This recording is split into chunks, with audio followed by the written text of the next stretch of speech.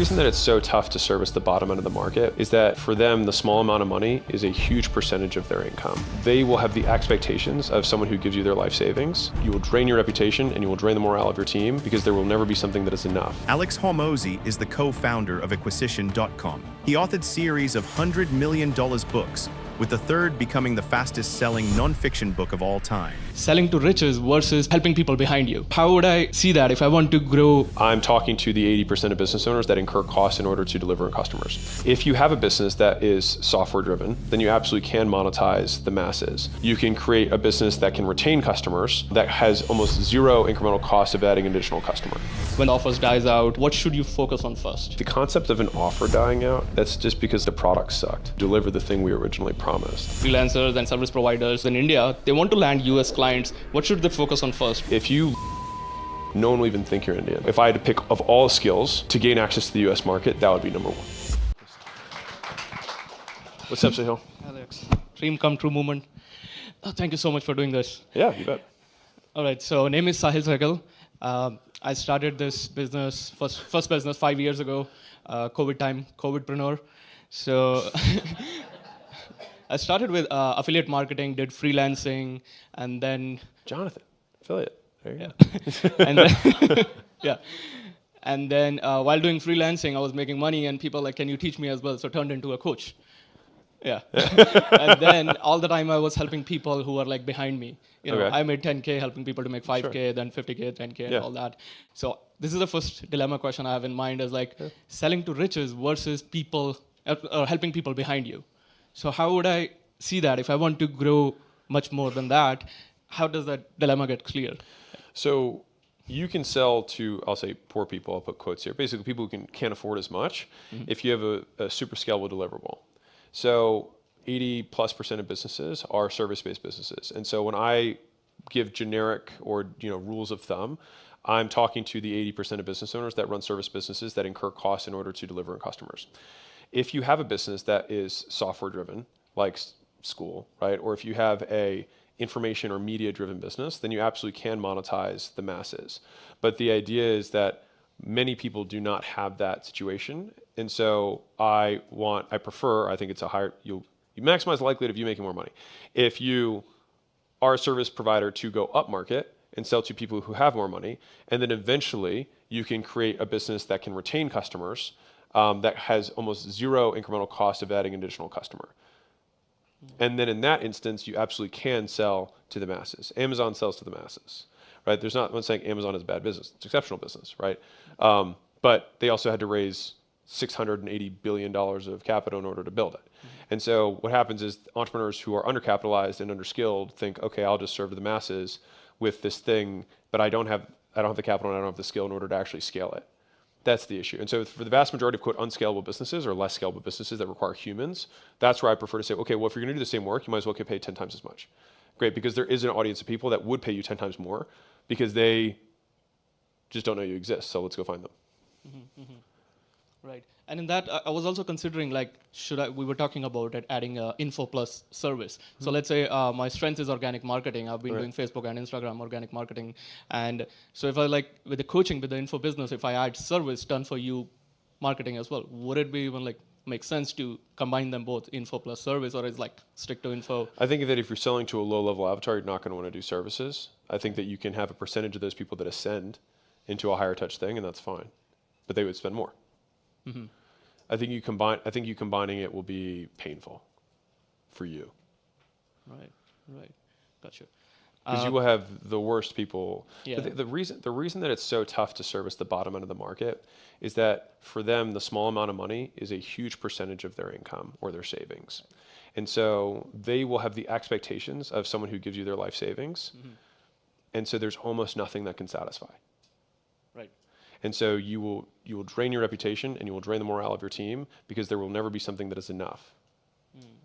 And also, those tend to be the types of people who want you to promise everything in order to get your $10, right? And I prefer not to live my life that way. I prefer to say, I would prefer to set my expectations at 0 and then you have to be pleasantly surprised rather than promise the world and never be able to fulfill. Right. Got it. Thank you. And we were also talking about this term bigger avatar. if you want to charge more and all. Like, I'm thinking of considering like I have a mastermind program, but when I launched it, I didn't keep any like minimum. Like, you should be making this much in order to get into this. Some beginners also come into this just because they were like, I want to be in this room and all. So when this comes, you are increasing or making your avatar much more bigger. Do you keep only the income in the mind? The niche matters less to me. It's more, what are the psychographics of a customer who's highly successful and will get the most value from it. And so you want the fewest common denominators among the customers that are the most valuable. And so if you look at all of them, you might find out that it's, people who do over $1 million a year is thing one. Thing two is they might have at least 3 employees. Thing three is they might have at least 20 customers. And thing four is maybe they're all organic driven. And so you'd be like, okay, these are the true avatars. And the reason this is so important is that most people hear that and think, oh shoot, that's half my customers are not that. But the other half of the customers that you're selling that are not that avatar are the ones that are churning out, causing reputational issues, burning out your team. And so then the follow-up question is, if you only had customers that were the perfect customer, how much more value do you provide to them comparatively? Typically, it's like 2, 3, 5 times more value to the right avatar.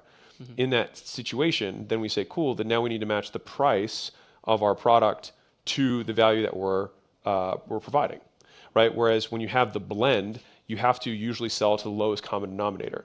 And so if you have 50%, people who don't get great results and then 50% who do, and then you're going to have to sell at a price point that's here because these people are going to be super dissatisfied, and you just blend it. Whereas if you only sell to these people, you can sell all the way up here because these guys are getting 10 times the value, and so you can charge appropriately and make up for the fact that you have less volume of customers that are coming in. Was that as good for you as it was for me? Did that make sense? Okay. I like that. So for someone who has hit their first million and their goal is to get to that 1 to 3 million a year, that bucket, and they now owns your entire $100 million book series, all 3 books, what would you tell them to focus on only for next 12 months? Depends on the business, depends on the constraint. But if it's a business, yeah, almost. Business. Yeah, I mean, almost all businesses. So in a coaching business, they're rarely supply constrained, and so they usually just need to advertise more. Right. So it'd be a leads book issue. Right. So provided they already have so like the purple book helps you get your offer right. So once we have the offer right and people are buying it left and right, that's okay. We need to let more people know about it, which is the blue book, leads. Right. And in that perspective, keeping even the team size small as just like we were talking, 3 people, you, Leila, and VA did that and all with that bucket range. Ideal, perfect. And when I don't need to come into paid ads and all, organic is working fine. Is that even ideal to think about that, like hitting that 1 to 3 million just organic? I mean, if you could do it organic, it'll be amazing because you'll be super profitable. I mean, it'll be almost all margin. There does come a time, also there's levels of organic, right? So you can be on one channel, you can be on all channels, you can be all channels in high volume. There's usually a lot more room. Like for everyone here, just to give context, it costs less than you think, but more than you think at the same time. So for the level of content that we put out, it costs $3 million a year. I mean, it's a lot, but it's not a lot relative to what we make on it. And so I think there's it's weird because you've got the paid ads guys who are just pure money in, money out. And then the organic guys who never want to spend anything because they're just so used to free customers. And these guys charge this much and these guys charge this much because they just have CAC at 0 and they're like, oh, I'm super profitable. It's dude, if you actually charged money and had a sales process, it'd be crazy. And so both of them are right. And they both need the opposite from one another. But if you are a $1 to $3 million coach, if more people found out about your stuff, if you doubled your leads, you double your business. Right. Nice. Thank you. And in terms of that, this is for my audience, people ask that, when someone starts their business and they are excited and hitting all the major milestones, but then the market changes, offers dies out, and they lose motivation, new things coming, AI and all that. When your offer ran its course and you are ready for a comeback, what should you focus on first? So I'm going to differ from the traditional kind of direct response world, which is the concept of an offer dying out. That's just because the product sucked.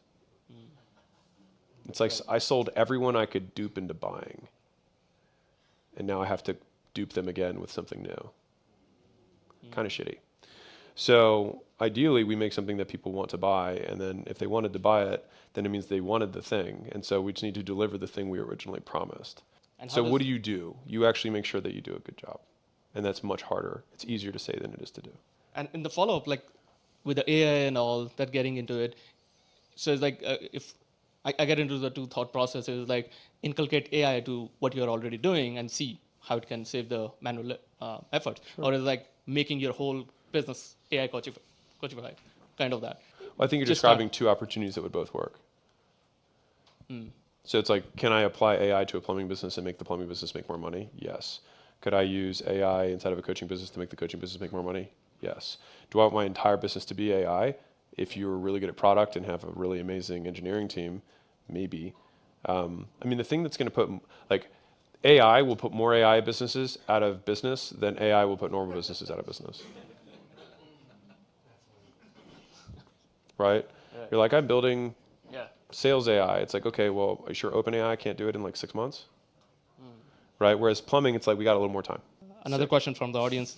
Yeah, go for it. Yeah, like a lot of my people were like, I was a freelancer, and they tend to be freelancers and service providers, and some of them were like, most of the crowd was in India. They want to land US clients. What should they focus on first? What's like first leverage point to build credibility and momentum to help them get US clients being in India? Speaking English without an accent. Anything else other than that? By far the number one. Real. If you look Indian and speak American English, no one will even think you're Indian. And you'll be able to charge US prices. The only reason that someone would even charge Indian prices is because, I mean, no one in America would think to pay Indian prices to somebody who lives in America. Do they have to leave India to No. get one more other than that? Do you need to leave, like, do I need to leave Vegas? Who here is from Vegas, right? Like, well, thanks, Frank. He's like, right down the road, actually. No, but like, just about everyone else here found me on the internet, same way they would find them. So like, just like, it would be like, let me say it differently. If you spoke Russian, and you're like, how do I get access to the US market? Well, I would make sure that my profile was all in English, and I'd make sure my videos sounded like I was an American. And if those things were true, how would anyone have any idea that I lived in Russia versus here? I had some clients who had this issue. That's why this question came in. Yeah. They were like, "Oh, you are in India. Why do you need to, get paid $5,000 for this particular project? Like, your expenses are less, or you can manage with that and all." So even if they have a good English, they still have. Well, that's them, this though. issue. That's a sales issue. So, like, you're 20 years old. Why should I pay you $100,000? You live at your mom's house. I would just say, like, do you want the AI or not? And if you're good, they'll want it.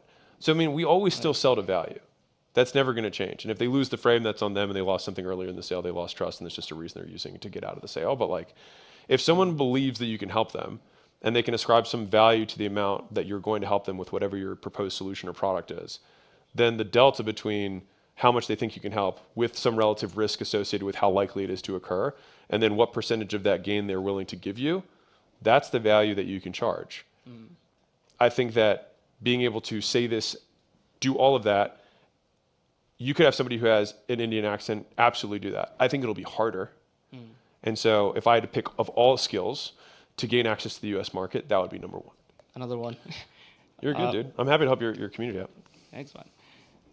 Community helped me a lot to reach here today, so there we go. That's the reason. So Alex, 4 or 5 years ago, he was just an ordinary guy in common rooms, in other coaching programs and all that stuff. And I mean, I was a centimillionaire, to be clear, but yeah. Right. just your regular everyday centimillionaire. So let's say 10, 15 years ago. There you go.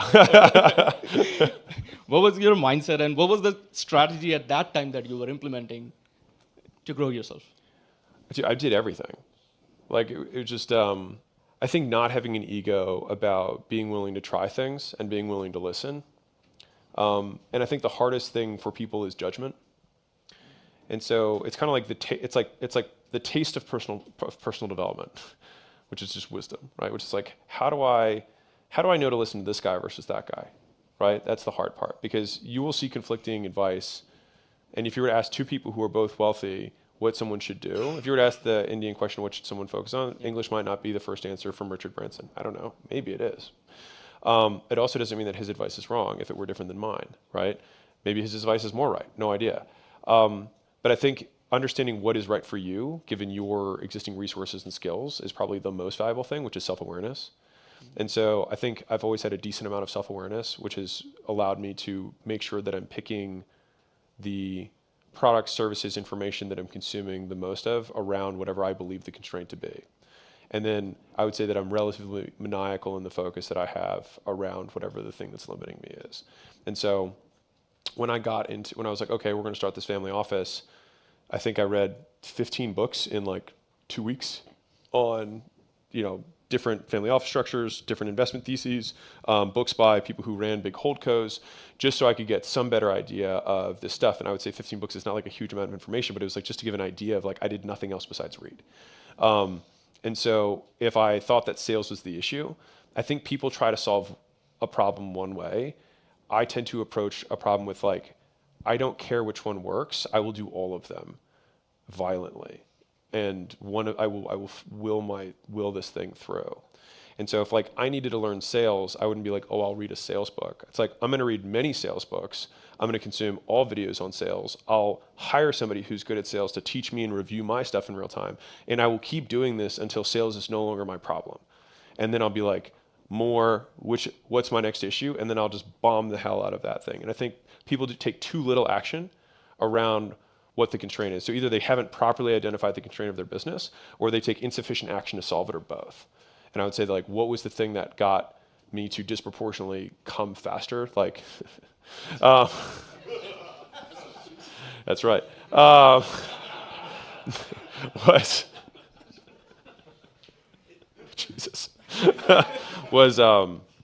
was being able to take violent action repeatedly over and over again, no matter how hard it was. And I just wouldn't stop no matter what anyone said. But more or less, that's what it was just focusing on. And I see commitment and focus as very similar, like kind of sister twins, which is just the elimination of alternatives. And so I think most people are not that committed. And so I think it really comes down to that. Like, it's one of the things that's really difficult to explain. And like, there are a few lessons, like from a human nature perspective or from a skill-based perspective, that are very difficult to see unless you're there. And consistency is one of them. So is volume. And they tend to be the two things that are most required in order to get to where you want to go. And so, like, you can't witness consistency unless you are also consistent in order to witness it. So, like, you can't see me come to the gym every day at 4 a.m. unless you were there every day at 4 a.m. And you can't see me work all day unless you were also here working all day. And I can say it and it takes 2 seconds, but when you witness it and you see it every single day, it has a different impact. And I think that's what a lot of people miss out on. And like, I talk about volume a lot and I repeat it so many times, and I talk about focus so much because like those are the things that really separate the people who end up winning. And the amount of volume that it takes is just so much more than you're prepared for. And I think if people really knew how much volume and repetition it took, they wouldn't begin. And so I don't even think it's a bad thing that people don't understand, because like, if you really saw how far away the goalpost was, you'd be like, I can't do it. Because you can't do it. You couldn't even comprehend that because you're so far away from that type of person or that level of entrepreneur who'd be able to do it that it seems unfathomable.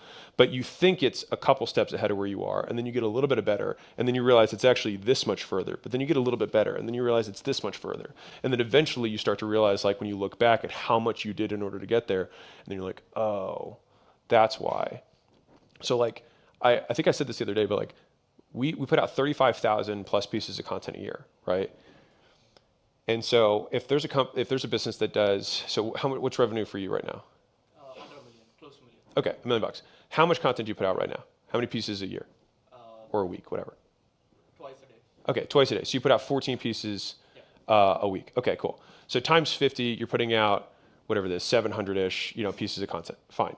So you got 700 pieces of content a year. I'm putting out 35,000. And so I'm doing 50 times, is that it? Or 500 times? 500? 500 times. So I'm doing 500 times the output that you are, and then it makes sense that we do 250. I'm doing 500 times the work. And I really think, like, it actually does scale relatively linearly. Like, you do have outliers, but the outliers are predictable, and as a result, it is more linear than you think. Just wrapping up with this last question. So I got this 20 minutes talk with you today. a totally dream come true. But if you could have 20 minutes with someone in history, who would it be and what would you talk about? Jesus, and is it true? Nice. I mean, it's real.